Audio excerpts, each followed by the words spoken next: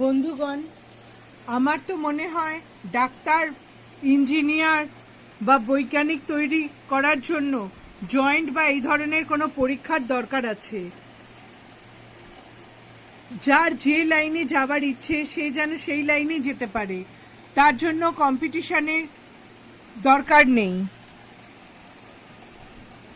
কেন কেউ স্বাধীন দেশে বঞ্চিত হবে? যার যে লাইনে যাওয়ার ইচ্ছে সে যেন সেই লাইনেই যেতে পারে, সেটা নিয়েই লেখাপড়া করতে পারে। এই জন্য নর্মাল 10-12 এর পরীক্ষাই যথেষ্ট। যে যার লাইনে যেরকম তার ইচ্ছে সেই অনুযায়ী সে পড়াশুনো করে সেই লাইনে ডাইরেক্ট চলে যাবে। তাদের সবাইকে পরীক্ষা পড়ার জন্য সুযোগ দিতে হবে। তার জন্য ডাক্তারি কলেজ, ইঞ্জিনিয়ারিং কলেজ বা সব জাতীয় সেই সব দিকের কলেজ বাড়ানো হোক, এবং ল পড়ার জন্য আলাদা করে ক্লার্ক পরীক্ষার কোনো দরকার আছে বলে মনে হয় না। যার সে লাইনেও পড়তে ইচ্ছে হবে তারা যেন সবাই পড়তে পায়।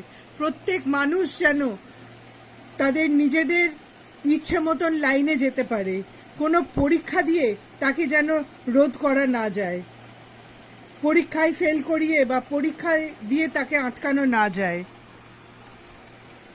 সব মানুষের সব লাইনে যাওয়ার স্বাধীনতা থাকবে। পরীক্ষার নামে কোনো মানুষকে আটকানো যাবে না। জয়েন্ট দিয়ে ডাক্তার হলে তবেই কি খুব যোগ্য ডাক্তার হয়? আমার তো সেটা মনে হয় না।